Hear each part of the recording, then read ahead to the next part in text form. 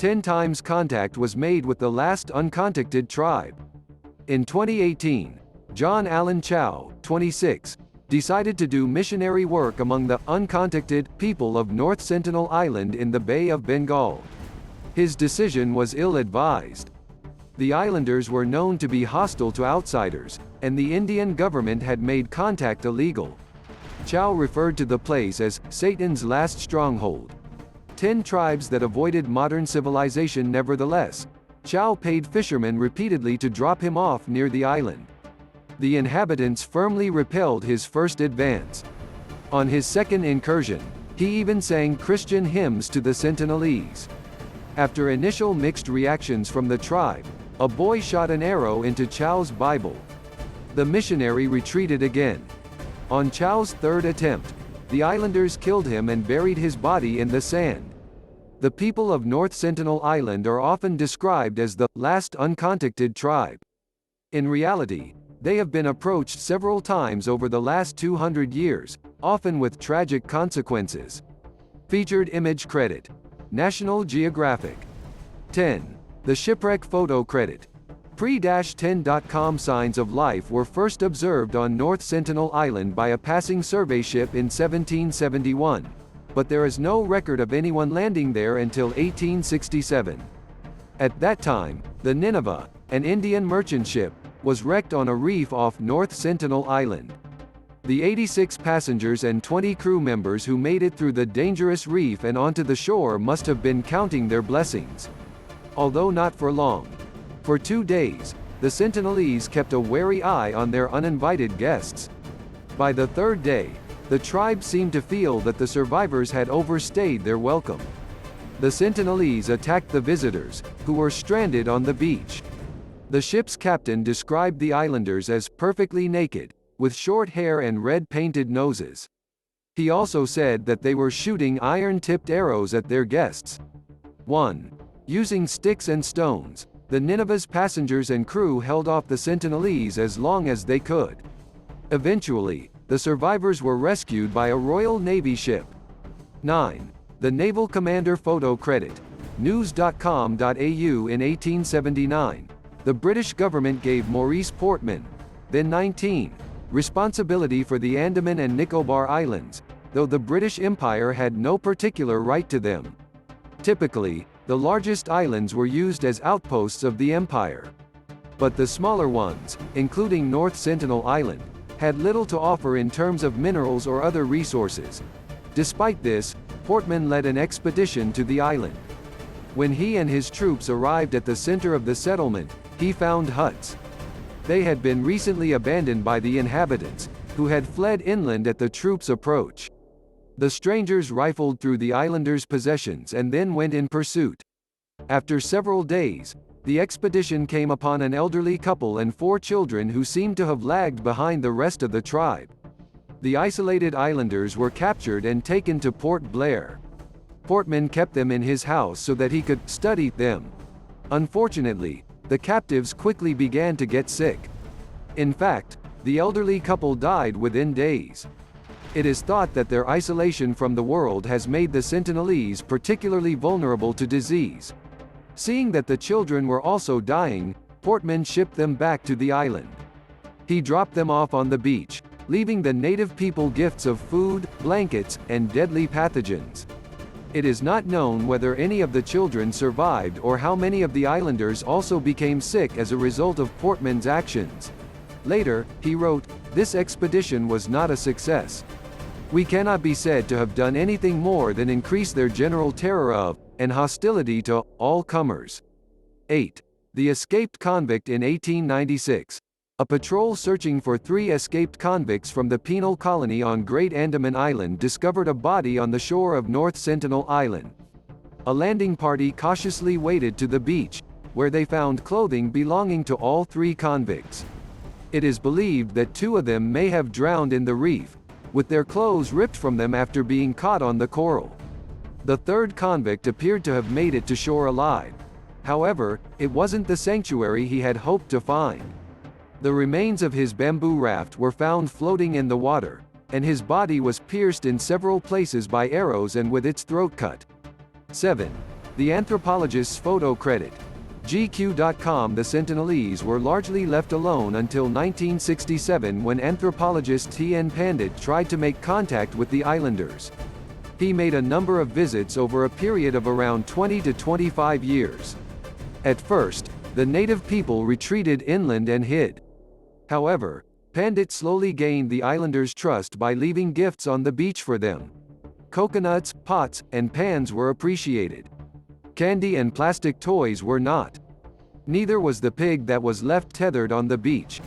When the anthropologists returned, they discovered that the animal's throat had been cut and the body had been buried in the sand.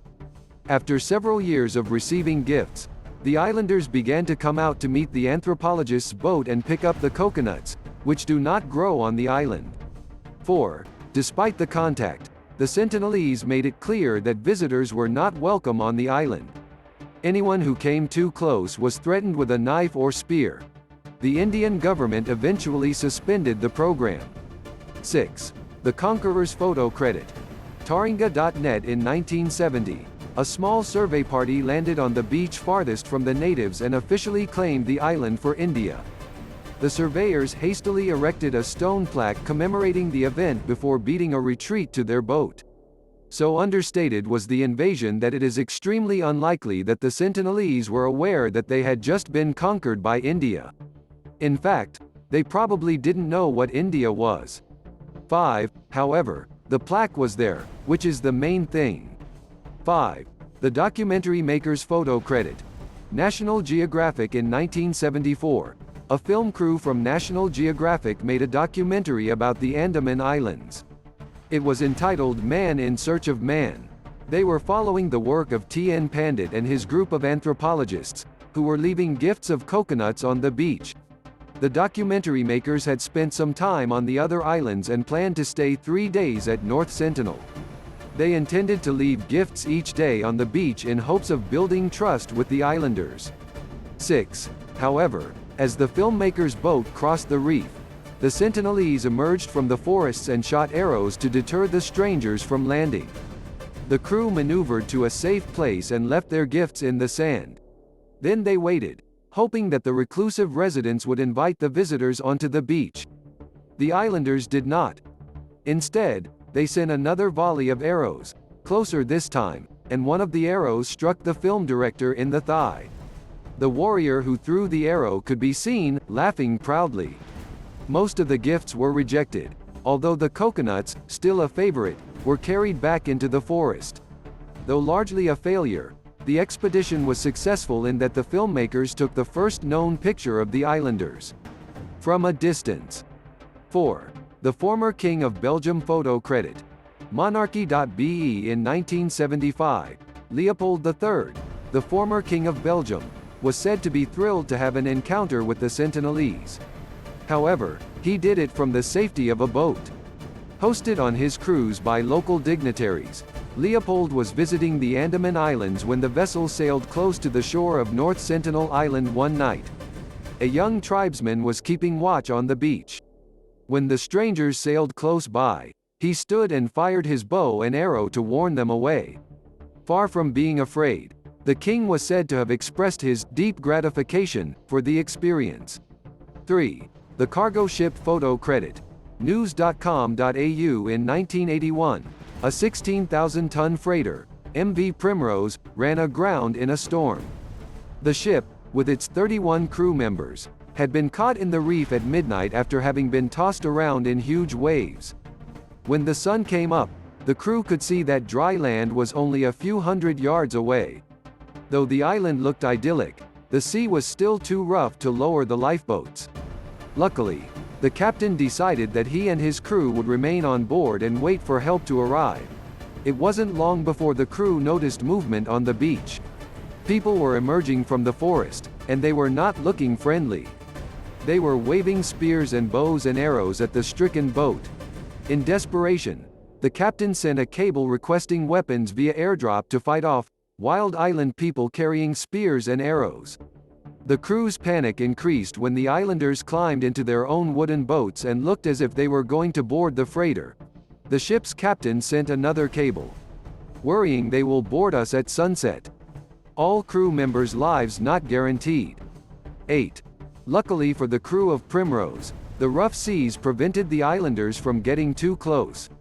The crew was forced to keep guard around the clock with whatever weapons they had on hand. Several days later, the crew members were all lifted to safety by helicopter. The ship capsized off the reef. It is thought that the islanders later scavenged the ship and used some of its iron to make the deadly tips for their arrows. 2. The post-tsunami welfare check photo credit. Pre-10.com in 2004, a tsunami hit the Bay of Bengal. It was feared that the Sentinelese might have been wiped out for good. It had always been difficult to determine how many islanders existed. Estimates ranged from perhaps a few dozen to as many as 500 people. Had the tsunami wiped out the last uncontacted tribe? To find out, the Indian Coast Guard sent a helicopter to survey the region. As the helicopter flew low over the beach, a tribesman emerged from the forest, drew back his bow, and fired an arrow at the rescue helicopter. 9. It has been suggested that the islanders fared better than many of their neighbors during the tsunami. The Sentinelese may have had unique knowledge of the movement of the wind and sea and may have moved inland well before the wave hit. 1. The drunken fisherman photo credit. Insider.com in 2006. 2 middle-aged Indian fishermen went crab fishing off North Sentinel Island. They were there at night because fishing in the protected waters was illegal. After they dropped anchor, they decided to fortify themselves against the cold night air with a little alcohol. And then a little more. Both fishermen are thought to have fallen asleep. It is also believed that their anchor, a rope tied around a rock, worked loose and they drifted toward the island. As the sun came up, nearby fishermen tried to warn the unsuspecting men that they were in danger. But they slept on. When the boat did not return, their families raised the alarm. But it was too late.